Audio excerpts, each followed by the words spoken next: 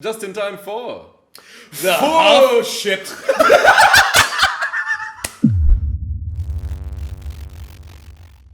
Cheers, my guy, to the weekly episode of the Insenan podcast. Hard to believe 3 weeks have gone by just like that. I know. We do film this show weekly, but most of the ones we film, I think all three of us can agree. All three. Yeah. Eugene behind the scenes. It's not Eugene. It's a great rap name. It's Eugene behind the scenes. Any aspiring Eugenes? No.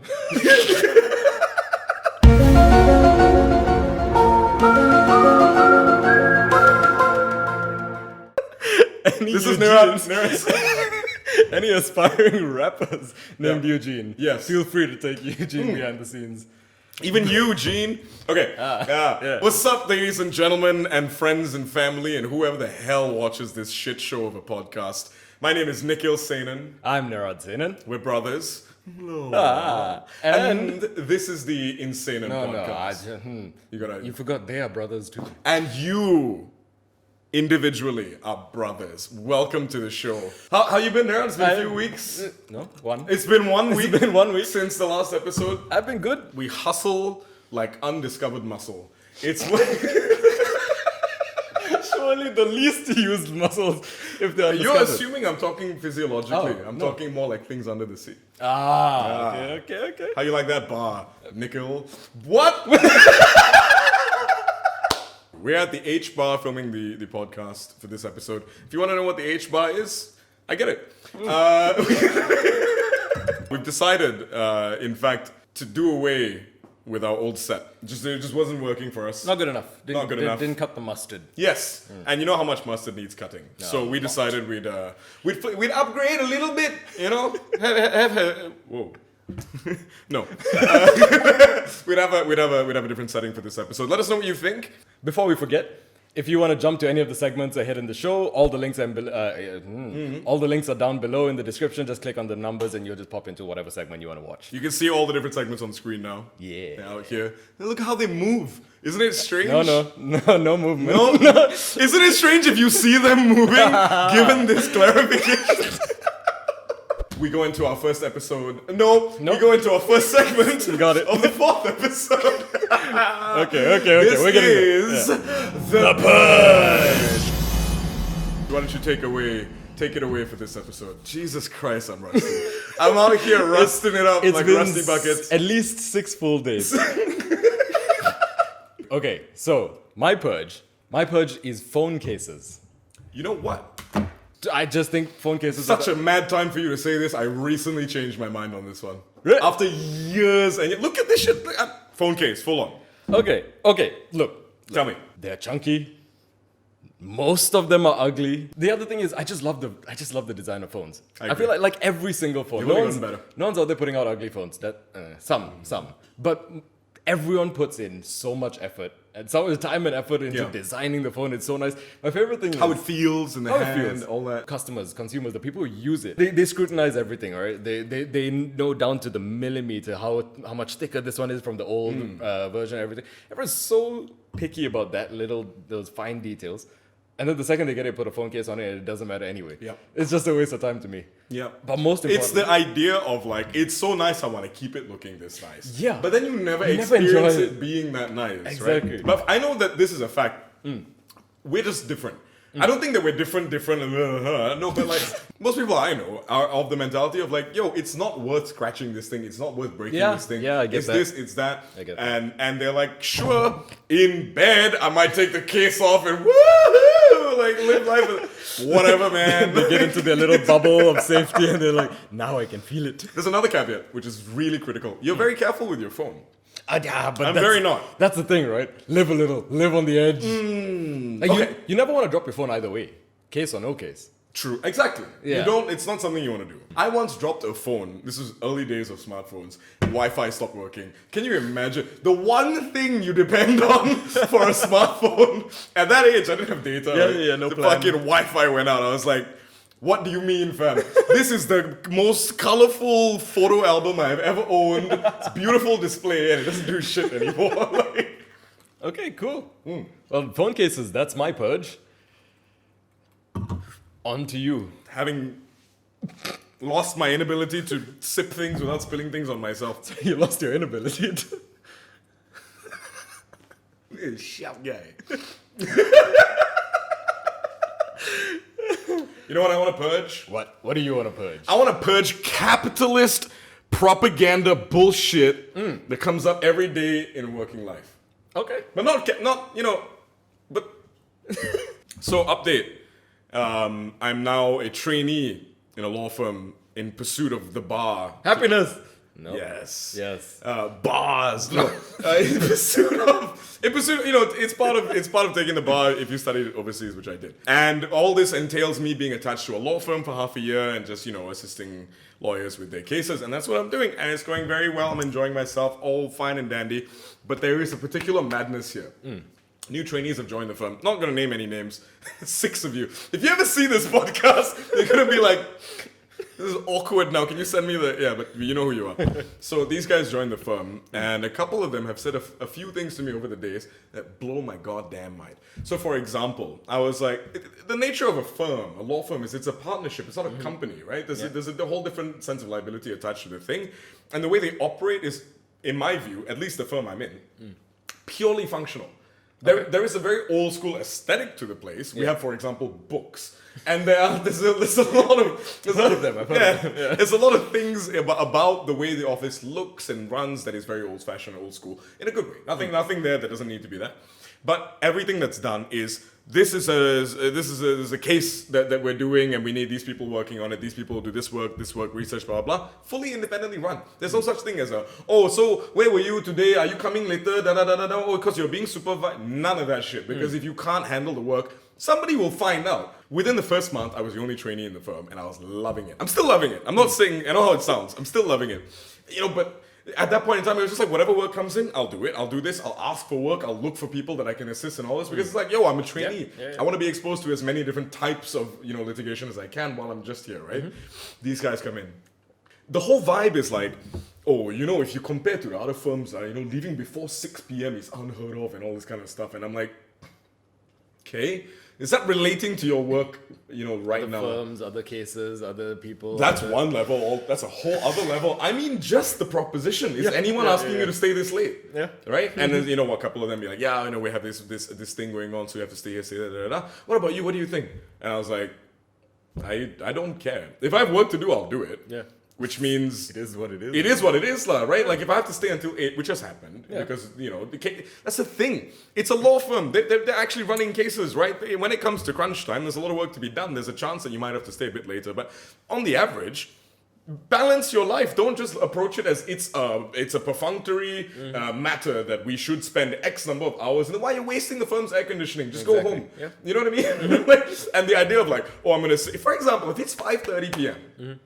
And you're in the office, and you've done whatever work it is that you decided you wanted to do that day. Or if you're like most of these guys, somebody else decided for you what you were going to do that day. Obviously. Yeah. Why are you sitting in the office? Yeah. Because you were supposed to leave at 6? Go home. Yeah. Spend some time with your fam. Enjoy yourself. This work-life balance thing is not something you put off for when you're in your 30s and 40s and whatever. I said 30s like it was a very strange word. It's not that far away. You're not supposed to put this off.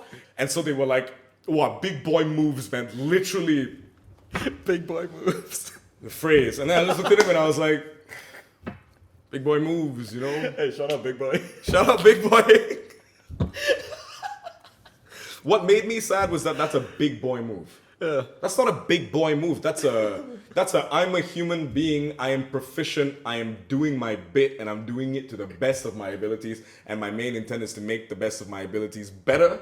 And part of that is having a balanced state of mind, having a healthy diet, spending time with people that I care about. And if you're not going to do that for yourself, no one's going to do it for you, because the more you avail yourself to extra work, which is not a bad thing, but extra work for the sake of being seen to have done extra work, it's just going to bring...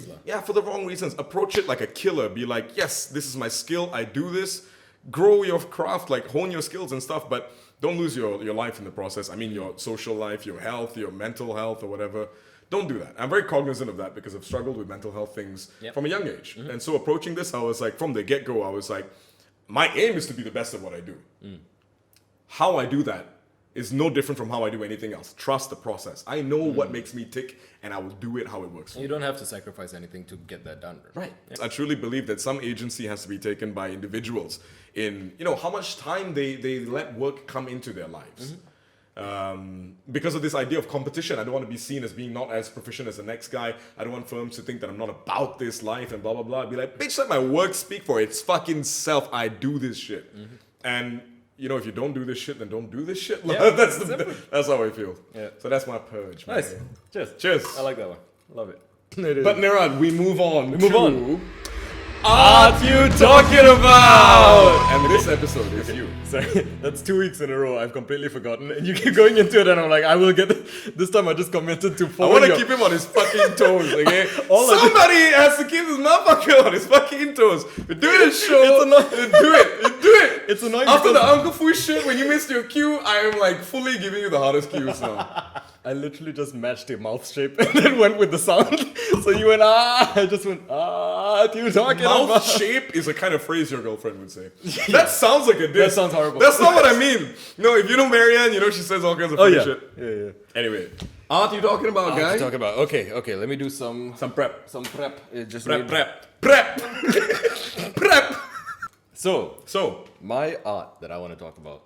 This is more gonna be. You gave me a hint. You were like, because I don't know if you guys know this, we don't tell each other what we prepare. Yeah. So all you told me was this is a very me thing. Yes. So I'm excited. Yes. So this is the art of magic.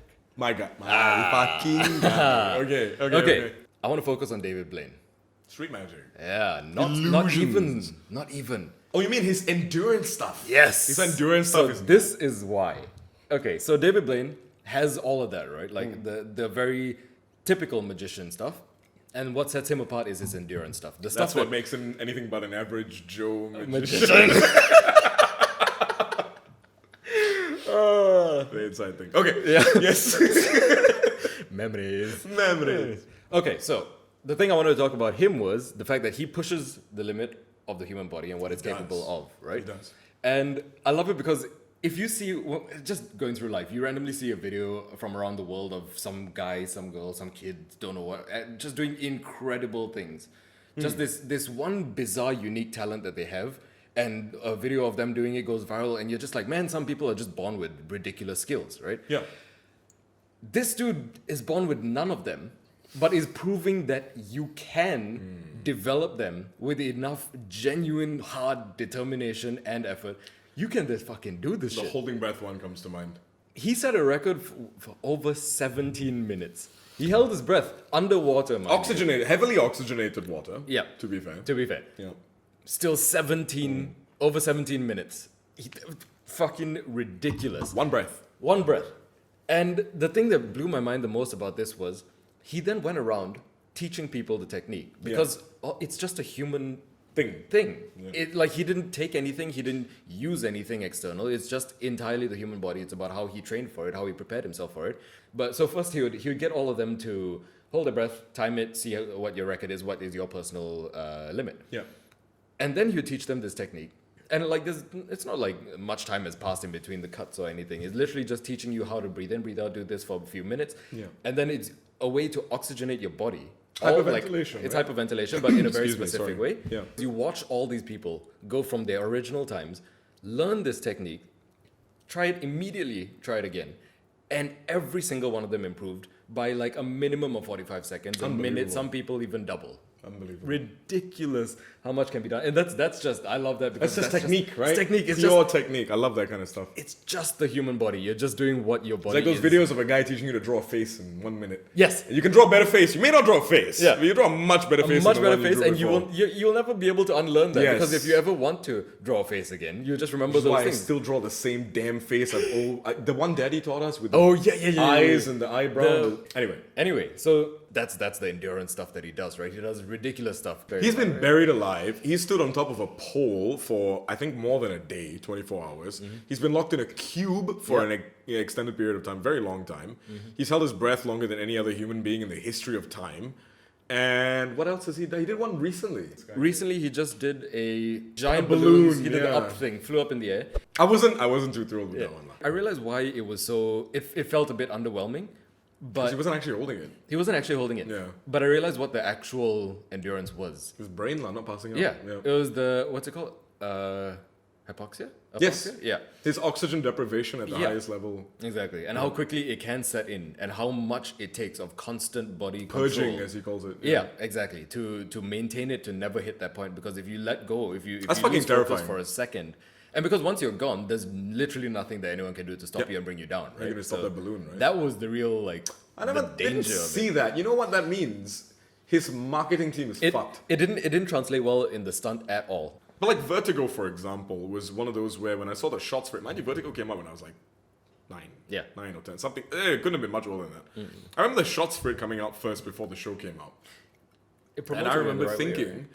when I saw the first one, I was like, that looks really lame. Especially for me, somebody who studied his work in terms of close-up magic. Yeah. Right? Like his real street magic stuff, shaking a cup of coffee, making coins come out. As one of the first few things I ever learned, I was like, oh my God, this guy, his whole idea is get in your face, show you something you've never seen before, share that weirdness with you, amplified by the weirdness of his persona, and then just leave. And you will always have that sense of, there's more to life. You know, no matter somewhere, you'll have that. Motherfucker made coffee into coins and fucked up. I don't know who the guy is, you know. I hope those people never see his special, so they don't find out he's a famous, accomplished musician. Yeah, they just think he's some dude. They just think he's some dude, you know what I mean? Because he used to film hidden cam style, so they would never know they want a show or anything like this. You know what I mean? It's such a, he was that guy. So when I saw the Vertigo shots, I was like, I mean, what? Where's the magique, my dude? Like, what's magical about this? But he kept raising the bar with every one of these endurance stunts. To the point where when he did the holding breath one, I was like, you might be the greatest magician of all time. Because you are actually playing with form, which is what masters do. You know? So, okay, we'll come back to that because how I framed this entire thing was, is that magic? And I want to get your thoughts on that. We'll come back to it at the end. Sure.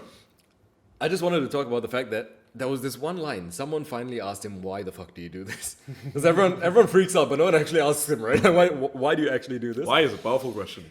And he just said his response was, and to quote him, why he does this instead of doing card tricks and getting rich. My guy. He says it's because he just gets a thrill out of it. And it was just so BB courageous. King, man. Thrill is gone away. Yeah. And it's so much more captivating, right? It's like when you see someone driven by passion, because then the curiosity, because he's the motherfucker who picks these topics, picks these ideas, and comes up with these crazy acts. Another recent one, not recent, but another one of them was, do you remember he taught himself how to consume liquid and save it, store it, and bring it back out? No. Oh, I never saw that. That's insane. That's what owls do. exactly. He managed to do that, and then he learned how to do one liquid, water, separate liquid, kerosene, separately, bring them back out individually. There's no way that's So that he was able to breathe fire Oh, wow. with the kerosene and then extinguish it. Put it out. Wow. Because the breathing fire, this technique was done by a magician back in the day, and so he's always been thrilled by that Actually, idea. it's that one's around the world. Everyone wants to breathe fire. Like, Exactly. have you been to Thai beaches? You know what I mean? No, literally, it's the same technique. It's the same technique. But this one, he wanted to be able to consume the kerosene, that's hold fucking it, crazy. and be able to then, on the spot, regurgitate it. So that it's like, you don't... You know what this is, right? This is like... This is what people who love magic understand, and people who love any art will understand. It's all about conceptualizing and executing. The things that... I can tell you why the endurance stuff gives David Blaine the excitement it gives him. Maybe not subjectively to him, but as a magician. Yeah. It's because the things that really like blow your mind are where you, in your own world, come up with a mystery, not a mystery. Okay, we call it effect, right? That's how they talk about it in the videos, right? Yeah. New effect. No, but a piece of magic, an illusion, a prestige, a moment. You see the moment first in your head, and you're like, wouldn't it be amazing if I could make the card appear on the other side of the glass? Wouldn't it be amazing if I could breathe fire and put it out in the same? What you do from there is reverse engineer it. Exactly. Reverse engineer it to practical steps. reps, right? How do you get from this point to actually being able to do it? And that is such a beautiful thing. You can do it with so many things. That Exactly. for me, I was like, I will specialize in cards. So that anytime I hold a deck of cards, there are already 19 different ways I could have conceptualized this process of leading to the effect. Yeah. So not only am I going to be consciously guiding my audience through the pattern of how I actually present it, the most important thing is I don't want you to ever understand that this is anything but a story. Yeah. It's just story. It's just story. You know, Mm. these cards are helping me tell the story. In as much as that giant pole in the middle of Times Square is helping David Blaine explain that the human body is a lot more amazing than you thought it was. Exactly. It's just a tool. You know what I mean? Yeah. And all these endurance things are tools to him of like how I can show another level of this thing, push another boundary. It's like PhD shit lah, basically. Yes, I think that the way that David Blaine has always constructed his magic has always been effect first. What is the craziest thing I can envisage? And it's like football, right? You don't. Once you see a motherfucker do some mad shit on the field, you'd be like, oh, you've been saving that for this game. You've known how to do that for a long time. The first time Ronaldo hits the knuckleball free kick top corner, you're like, how you didn't just come up with that, right? You envisioned it like you envisioned it, and then you manifested it today after weeks and years or whatever of preparing the technique. Yeah. Technique is just a means to effect. That's how it is in magic, you know? Yeah. He has basically, by creating this new genre of magic, not even a subgenre, full-on genre, he has kind of borrowed from two different things. What I would describe as the theatricality of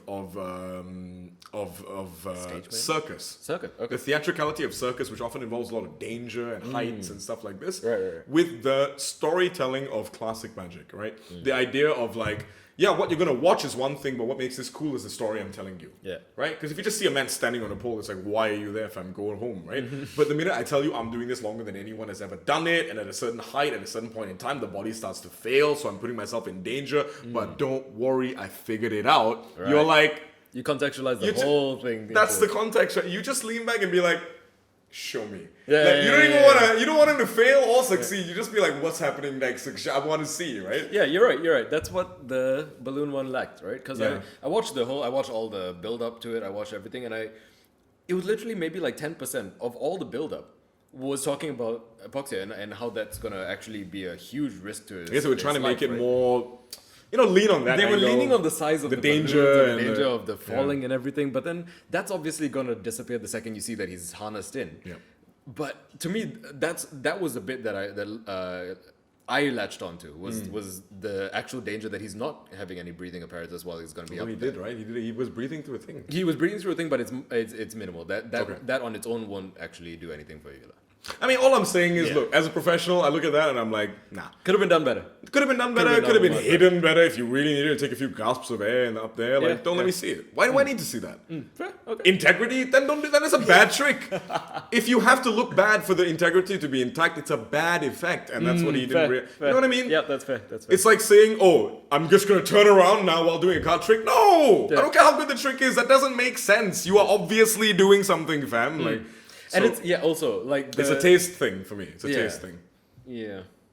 But listen, one of those I was things- gonna say this, right? It's a combination of that danger element of the circus Mm-hmm. and the element of danger, quote unquote, Okay. that really old school magicians like Houdini used to do. Like, I'm gonna wrap myself in a fucking straitjacket and throw me in the river, Mm-hmm. or I'm gonna get punched in the gut by the strongest man in the world, or I'm gonna catch a bullet with my mouth.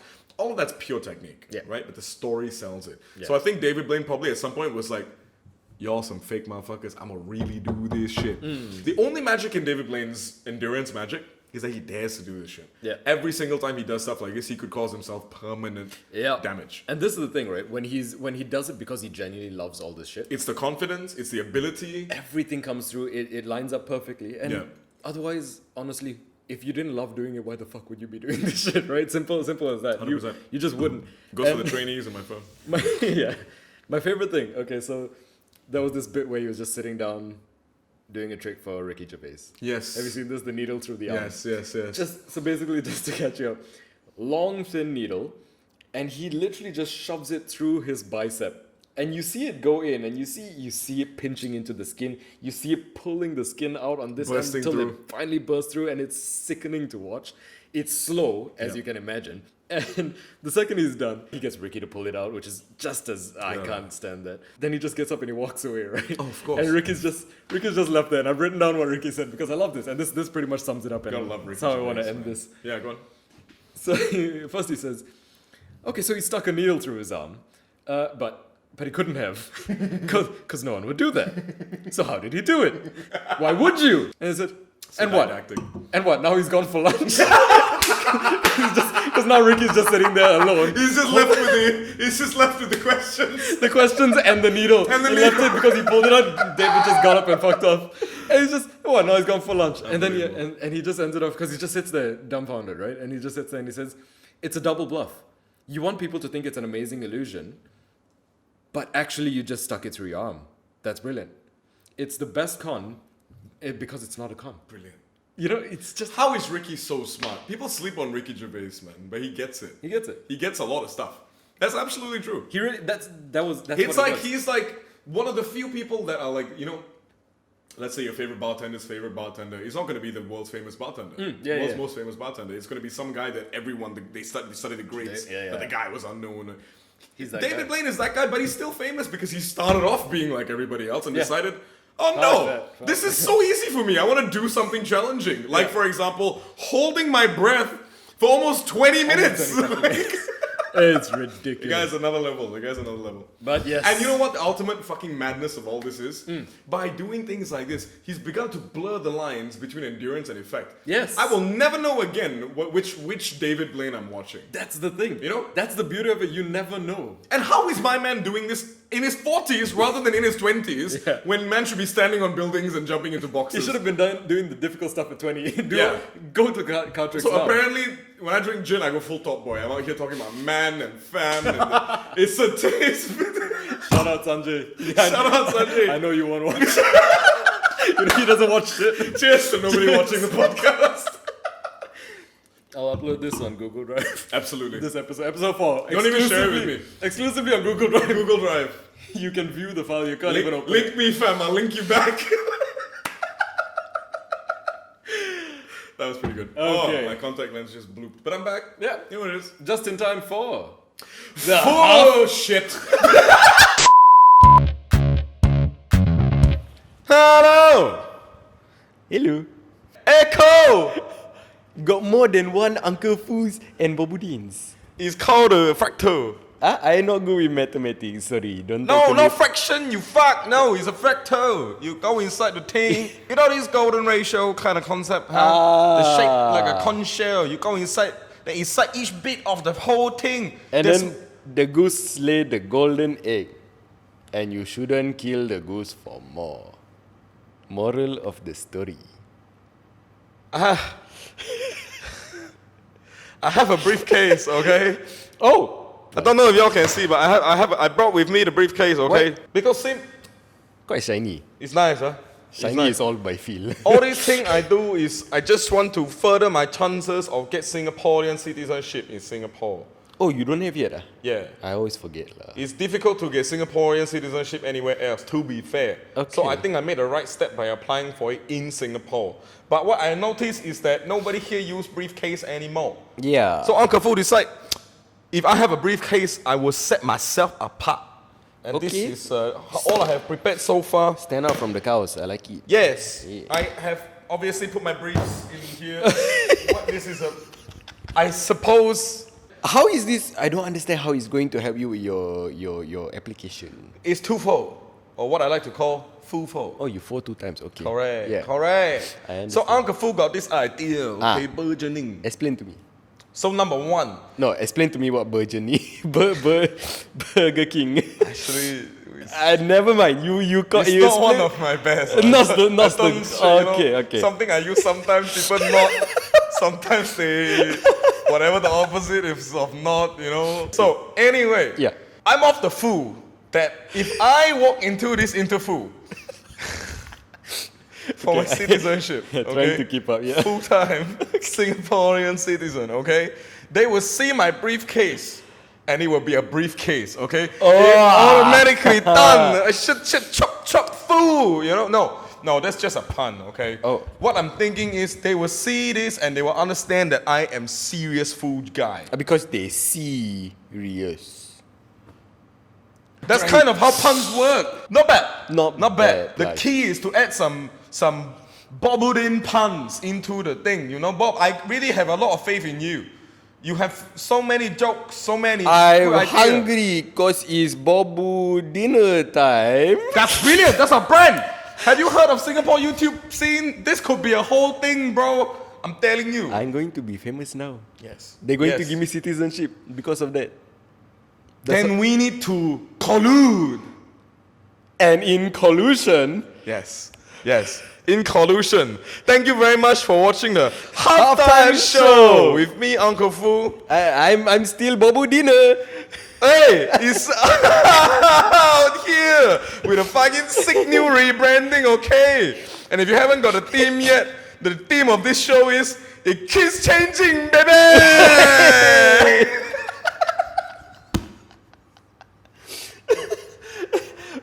And now time. He lost his voice. I'm going to take over on behalf of Uncle Fu and Bobbu dinner with his briefs. Yep. It is time for join me if you can, Footbollocks. Fuck Uncle Fu and Genie Wijnaldum or whatever the other guy's name is. I think Bobbu Firmino. Yeah, that guy. What we're doing now is different from what we've done before. Yeah. Because it's quality. No, I'm kidding. Never gonna give you that. We've decided that for this segment, I thought it'd be cool if instead of having like prepared sort of ideas and conversation and research on a topic, which we're always going to be doing for Art You Talking About because there's so much to choose from. Yeah. With football, we want to talk about what's going on in football right now. Unscripted, current events. If your name is Karan, you're out there. All your mistresses, we're talking about them. All the current affairs. Nice. Okay, I was thinking, like, how does that relate to events? But of course, current affairs, dude. Yes, brilliant. Niran, what do you think is popping in the world of football today? I think the big one Yeah. is Cavani. Let's let the guys know what's happening with Insenan Cavani. Okay, Cavani has been given a 3-match ban and a £100,000 fine because of his response to an Instagram conglad. Basically, he scores this incredible match-winning goal, last-minute goal. His friend sends him a message to congratulate him, and his friend is a black guy. He responds by, I can't remember exactly what he said, but he refers to the guy as Negrito, which is a casual, friendly, good-natured term for a black person that is used very commonly in South America and has no negative connotations to it. The problem is, I think, at its core, is that world football in general are trying to stamp out racism altogether, but the way they're Rightly doing, so. Rightly so. But the way they're doing it is a blanket ban on Terms now, than intent. rather than intent, which Man, is I frustrating. hate this. I hate that there is such a dilemma of terms and intent. And because, it's all the time. because you get different answers whether you look at specific events or the general idea. But my contention is people act in specific events, so let's look at specific events. Even judges have discretion to bend rules. Why are we trying to act like footballers are supposed to be? Okay, all I'm saying is this. Negra, negrito, the terms, the definitions, what they mean, how they relate to color people and all the above.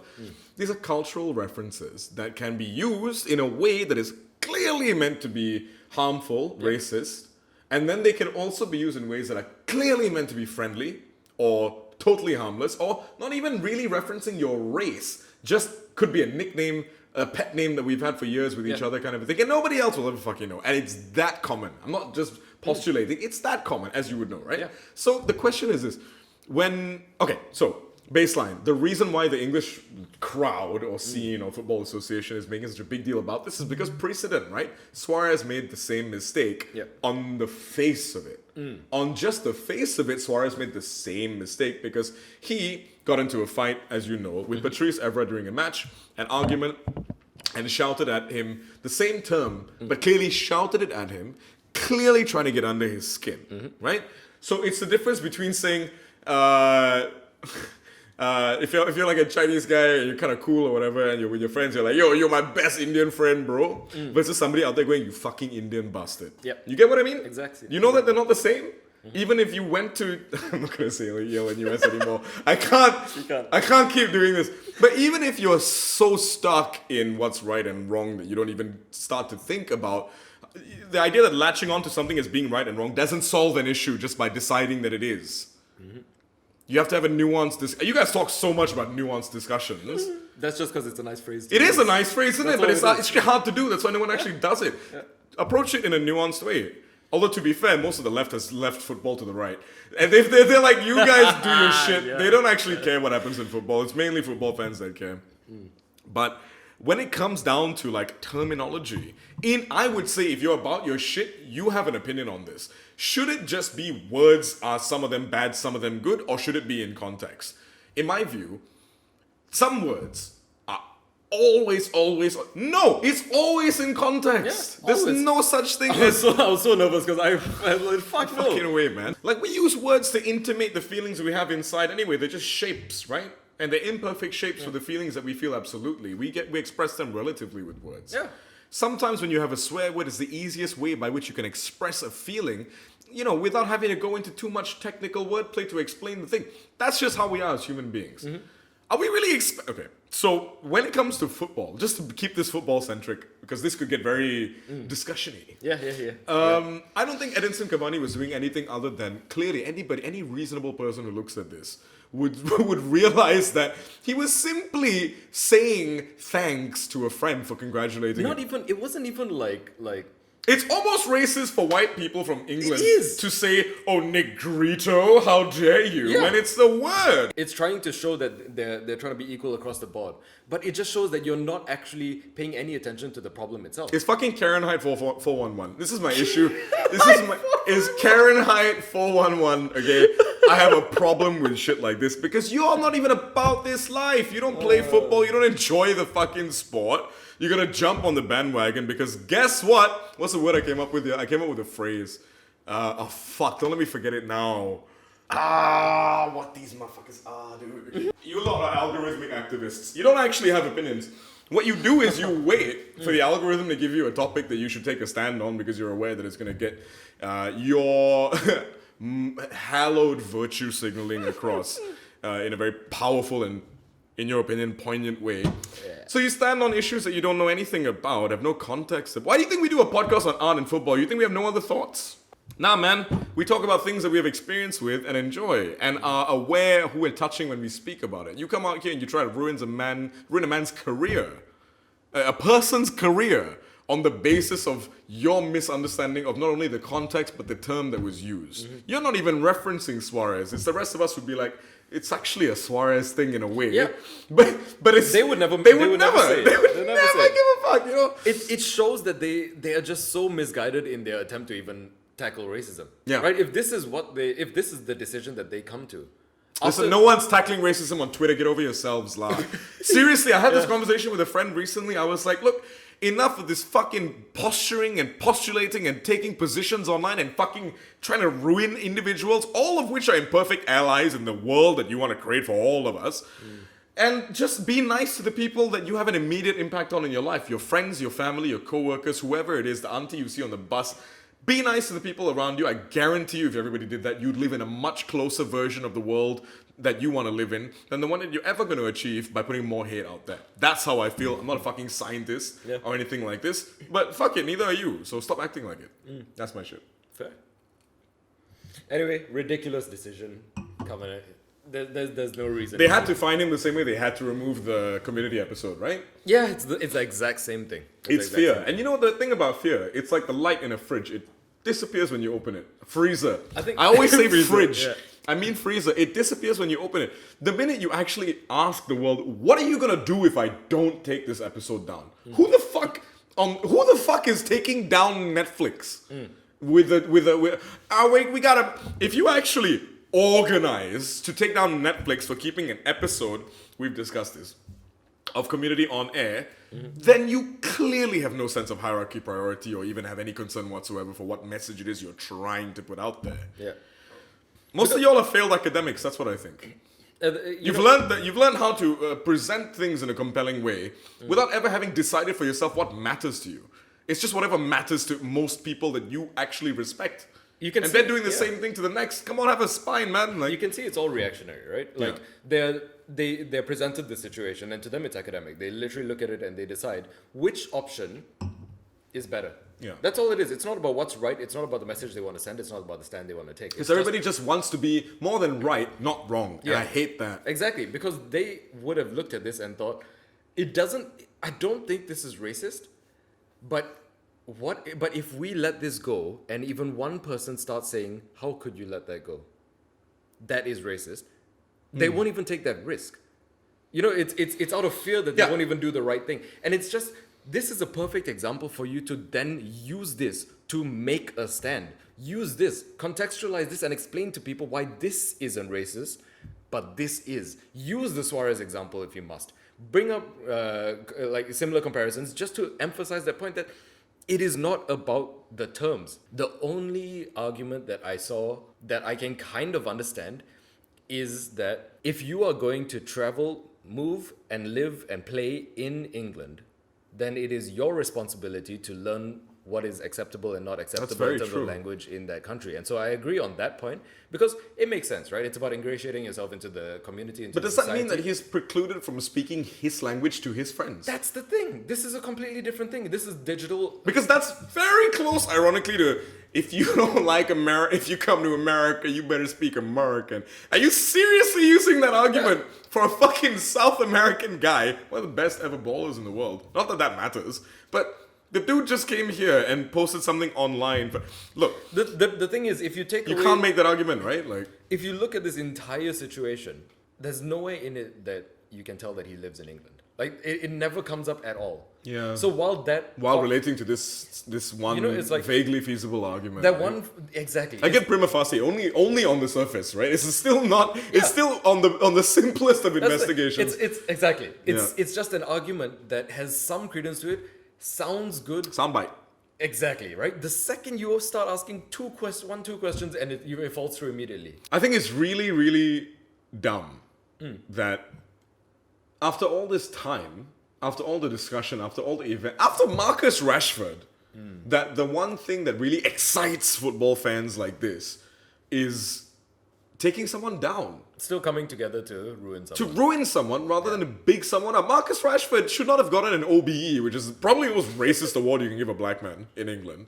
But he should have had a scholarship in his name put out, a fund. A fund for kids to not just eat food, but the next level, which is get an education, safety. Look, to fucking move in the direction that he was going in rather than, oh, good on you, congratulations to you. He doesn't give a fuck about the OBE. That's why every conversation that's come up after that, all he's talking about is, look, y'all don't understand. I started reading my first book at 18. Come on, man. I saw him sit down recently, on, literally just about 5 days ago. He sat down with for an interview. I can't remember who it was with. This middle-aged white dude is just like, you can tell he's, well-intentioned, but obviously like he's completely out of touch because Rashford's Very talking- middle-class vibe. very middle class. Listen.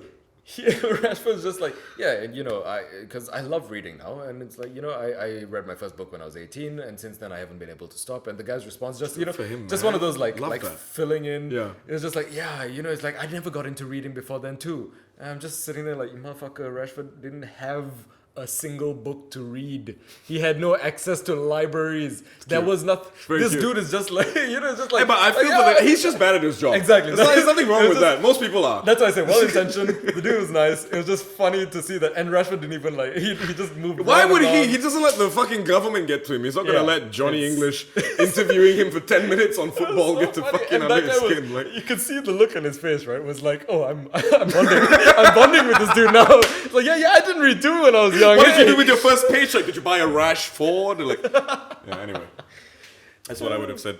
Yeah. That's why I'm not a journalist. I'm just a nerd. Let's not forget the fact that the only victim in the Edinson Cavani incident was the public. Suarez incident. Yep. Patrice Evra was Oh, very much absolutely, the yeah. victim of that event. Yep. Who the fuck was the event that they're and that's how you can see it's bullshit. They're not Yeah, look. defending anyone. It's not the pursuit of justice. It's the pursuit of blood.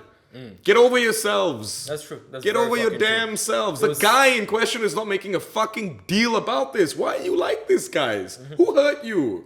Fucking sign up to Pornhub Premium if you must. My friends have been telling me it's good. Apparently it's not banned in Singapore, which I was like, okay. Is it You can just go and it's a thing, and I was like, dope. I'm not gonna say who said it. But the guy is hilarious, bro. He was like, fuck me. No, not even. And we're back. And we're fucking back, dude. He is being persecuted for responding positively to a positive comment. For the last time he did exactly that, came on and won the game. And he's being punished for it and then can't do the same He's just thing. sitting at home You know? like, fuck. It's Y'all are some angry people out there. It's the world. It's I'm the balling. I'm having a good time. I'm saying thanks to my friends for fucking recognizing that I'm balling. And you guys are like unacceptable. Like, honestly, it's sending more of a message that It's so sick. South Americans beware of having black friends. Yeah, we don't like your language. We're not gonna We don't take like your language. We're not gonna take the effort to actually go into it and the etymology of it. How harmlessly it has developed into the word that's being used today. How completely distinct it is from the negative connotation that came from its use as a derogatory term in the north of America. Yeah. Let's not do any of that, despite our academic excellence. Arrogance, if you ask me. Let's just purely approach it as though it had occurred in the middle of Oklahoma and we're just beating up somebody that we don't like. You know what this is actually? What? This would be the same thing as punishing a black guy for saying the N-word. Straight up. Right? Because it's literally just blanket, you said it, you get a punishment. It's actually that mad, It right? is. Because It it's is. context removed. Context removed. Oh, except no, they will always take into account the individuals. It's a very personality-based assassination, right? Each and every time. It's always, let me tell you 6 things about this guy, 2 of them nice, so it makes it seem like I'm giving you a balanced view, and 4 things I know you're gonna hate about this guy. That kind of thing is basically what the internet does nowadays to individuals, right? Because they know that they're not gonna get clicked on or retweeted if they don't appear vaguely balanced, and that's actually very language and it's language and tone based. It's not even word choice, which is why it's so insidious. It's tone based. There is a specific tone of the wanker on the internet that is really like, it's hard to decipher, because what they've done is they've basically put together the fucking BBC news anchor with, like, I don't know, Kevin Hart. There's a bit of both always, you know what I mean? It's always like, oh, I'm gonna let you see using the words that I use and the structure with which I express my logic that I'm a very thoughtful guy, but at the end I'm gonna say, I wanna kill myself. But that's how they go. That's how they go, bruv. There's no fucking authenticity to any of this whatsoever. It's always just, ooh, I wonder if my left leg went this way and my right arm went this way. Love me! Will you love me now, Dad? Your dad doesn't love you, bruv. Get off Twitter. Your dad loves me. I suck dick like a champ. Pornhub Premium. Pornhub! I don't suck dicks. Except your dad's. He's a good man. Listen. But yes. Anyway, for the internet that doesn't agree with me, don't debate me on this. I brought my debate national championship award. If you want to fucking talk shit, This is actually your debate. When did you bring this down? I had a feeling we were gonna have this conversation. Given you brought it up. Yes, I brought it up to bring it down. I think about what I'm singing. I'm just gonna put this out there. Yeah, go on. I'm loving this new Footbollocks. Footbollocks, dude. Ain't good fun. It's time for comment time. Shout out the guy who runs the Quickie Mart. Anyway. I want to do a character called Morgan Vegan. I really want to. Okay, let's actually get into comment. Comment time. Let's go, man. Okay. Who the fuck? What you're saying? It's So- been 6 days. So I'm not going to use screenshots of the comments because it very clearly says 1 month ago. Oops. No, it's time difference. So, Go on. from episode 3. Yes. Our first comment came from Amar. Amar Fazali. Amar Fazali. My guy. Amar, and you can imagine, he jumped in because we discussed Shija. Yeah, this is And true. he knows. Ha! I knew it would be Shija, dirtiest footballer ever. He fucking used. Yeah, that's your fucking teammate, bro. Hey, you do with that information what you want. You know, I bumped into Amar the other day. Oh, really? I was at Dinish's bar in Boat Key because it's right where I work.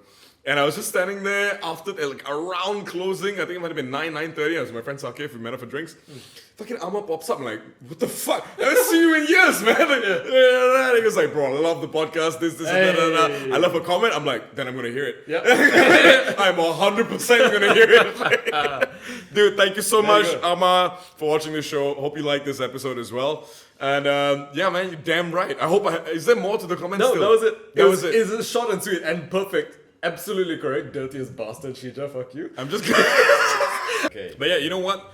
I have so much respect for the move, man. The dead leg and run. Like, It's so good. It's so good. It's so good. it's like it's chibai, but it's like you gotta be that good chibai. Yeah, you know what yeah. I mean? Like you can't just this is not your everyday chibai. You can't hit it. You can't hit it. You can't hit that level of The shit. Quality of it is just you gotta Class. You gotta stand there. You gotta lie there Yeah. and admire the. It's like Lie holding there. your leg on the floor, thinking "fuck this guy," but man, that was good. Huh? Even I believe that it wasn't a foul. Yeah, don't worry, ref. It's okay. Let him go. Let him go. Oh my god, yeah, brilliant. Okay, second comment. Go on. This came from Daniel Sid Music. I've heard of this. I've guy. heard of this guy. Daniel Sid of Daniel Sid Music. Yes. Wait, was it Daniel or Sid who left this comment? Music. Music. It's music. He said, "Who decides what time I go to sleep?" I think generally the music industry. Stay woke. Redbone. Blame Gambino. Lambino. He needs to grow up. Tends to be a little bit. This is daddy. Pod America. Look how we're talking in mics. We don't give shit about likes. Turn to a girl to have fun with dykes. Okay, we don't need to include any of this in the fucking. Thank you, Daniel, for your comment. Daniel Sid is our cousin, barely. and he's a brilliant musician. Check out his shit at Daniel Sid Music or at Daniel Sid. I'm not sure. Go and find out. If you see a Reggie Watts looking motherfucker, you found the right guy. That's my guy. That's the my guy. guy. All right, Okay, comment number 3. let's go. It just says at 30 seconds. So calling out the timing in Was the video. this question directed to Mars? No. You're responding to something that happened at 30 No, I get seconds. it. I get it. And it just says, "You're not wrong." What was he talking about? So what happened at that exact moment was the intro in which you said, "You're Nikhil, I'm Nirod, we are brothers, and you are brothers." Amazing. And this has come from Nishant. so yes, this came from our actual third brother. There's more of us. But yes, so 30 seconds, you're not wrong. He is brothers. We were accidentally speaking directly to him. So look, if anyone accuses us of lying, Why you like this, man? Why you like this? you see, look, he's made it such He that could have we- commented anything, and he had to comment the funniest fucking shit. You're right. Okay, our next comment comes from Daryl. Daryl isn't. Daryl as in Daryl. Hey, Yeah, the one you all right, mentioned Daryl, earlier. what's good, man? Okay, so he just said, and this came on Instagram when we posted the snippet of the halftime show Yes, at the pool. at the pool. Yeah. So he asked one question, Your Honor. I like Sure, this. I think that's very, fair. very, respectful. I like it. Is that 2 nickels in one shot? I'll have you know, no, it's 2 Uncle Foos. Okay, full disclosure. What happened was, at this point, I had no idea. Okay, this is what I received in an affidavit from Uncle Foo. This is getting so wild. He had no idea that he was being filmed at the time that you see him Swinging swinging scarf. his scarf. So he didn't know that this was gonna happen, but of course, man like Nirad is out here editing shit fucking funny like this, and all of a sudden you've got Mikkels, which is short for multiple nickels. Multiple We all know that's what Mikkels means. No, but it's multiple foods. It's moose. Yeah, but No. because it's meant to look like Nikhil, but it is Uncle Foo. I You get it? see, It's a I whole shit. She's like, yeah. That's the energy of Uncle Foo. He lot- doesn't really do much, There's a but lot more to food than I thought. yeah, he's the Dave Chappelle of Singapore because he didn't come here to be right. He just came to have a good time, and that's verbatim. That's exactly Verbatim. verbatim. Thank you for your comment, Daryl. Keep watching the Insenan fucking podcast. Keep commenting. Would you like it if he comments again? No, I don't like the guy actually. Unfortunately, he's already commented Unbelievable. Okay. again. So, I posted another one where there were 2 foos jumping in at the same Yes. time. So I just tagged him. I said, that imposter appeared again, Daryl. And he just said, you could say it really fooled me. Yeah, he would. You would, right? You would, Daryl. Yeah. That's the type of shit you like. And that's the reason we're not friends like that. I saw this and I fucking died. I liked it. No, I I took a fucking screenshot. love that. You're an idiot. Bro, how you got a scholarship to... How are you this smart and you're doing... Thank you very much. You fooled me with that You one. fooled me. He's a living fucking legend. Okay. He's one of the most brilliant people I've ever met, cerebrally, and at the same time, the guy is actually just having a nice laugh. He's out there just having a nice. His problems are real problems, and his joys are real joys, and that's my kind of friend. So shout out my main man Daryl, who has literally just. You are my first message on Instagram. Let's see what you That's just right, he texted really me. is, yeah. Fitting for sure. Heard they're coming up with their new hit single, Isis, Isis, Baby. You can't make this shit up. Please tell me you dropped Vanilla Ice. I dropped Vanilla Isis. He was because replying. There's no way he could have just pulled No that way. the same That would have way been you- mad. Yeah. But Isis, Isis, baby, haha. And that's it. No, that's it. Put your phone away. That's enough. That's all I need. Thanks, Daryl. Next one. Oh, this is just a really, really nice comment from Zong. Zong! Zong. Zong. Legend. He said, really like the analysis of Van Gogh. Great job, guys. Love it. I love That's it. very kind of Yeah. you, Zong. Thank you. We know how much you love art and absolutely. how analytical you are with it, so I appreciate that He compliment. was the dude who, when I first really committed to art in secondary school, Yeah.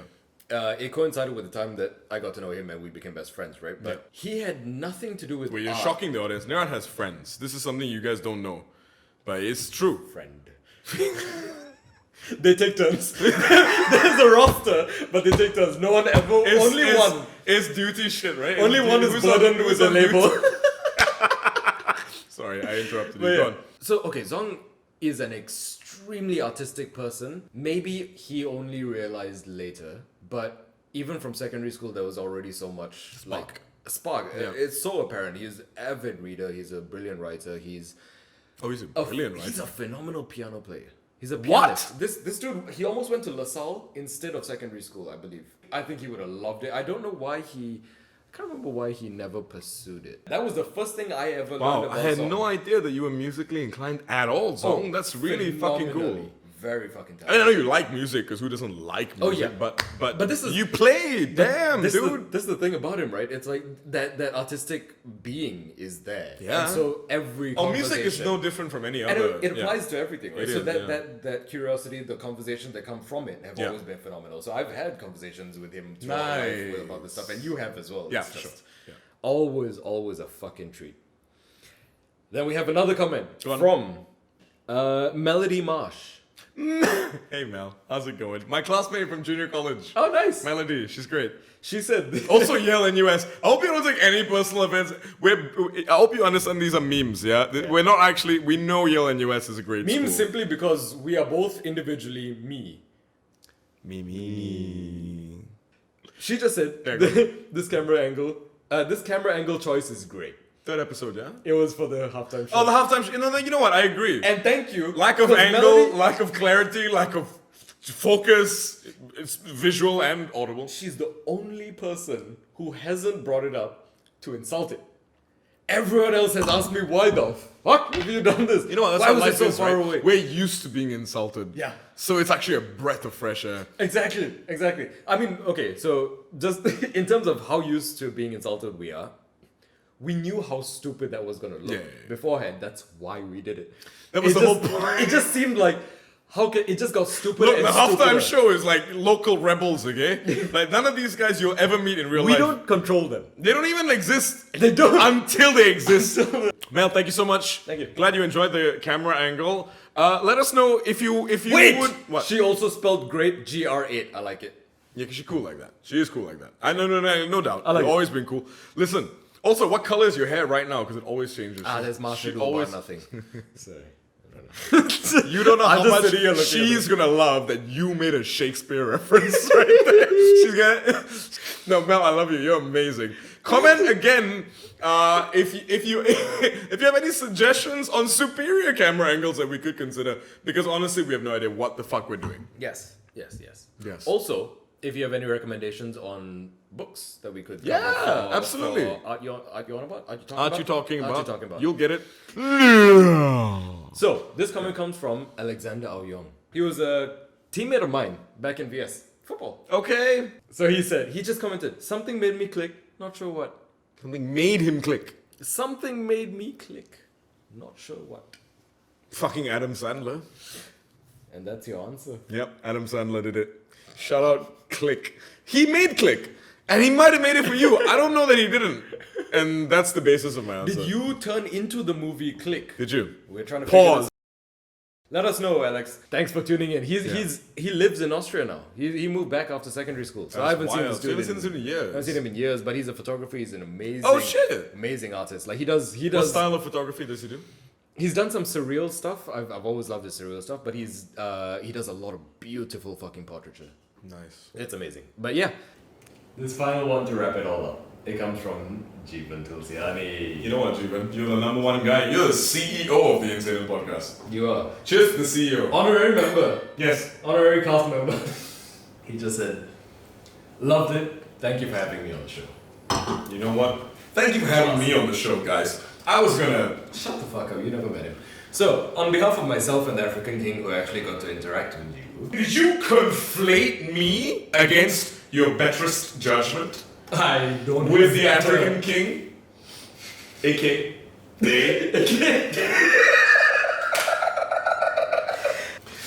Ladies and gentlemen, this has been the Insenan Podcast. Episode 4, unfortunately still featuring myself and Nirad Senu. Yeah, and those two fucking idiots earlier. Yeah, I know. We're trying to get rid of them. Honestly, on our part, we've moved, we've done all kinds of... And a lot of things have changed. I'm employed now, it's gross. Yeah. All these things. But, thank you very much for your support, guys. We're going to keep making these episodes. We're going to keep getting better at what we do as we do this stuff. I'm going to give it to you this time. Final word. To the fans, to the mandem. Don't have ketupat unless it's Tuesday on a hot summer Wednesday. Like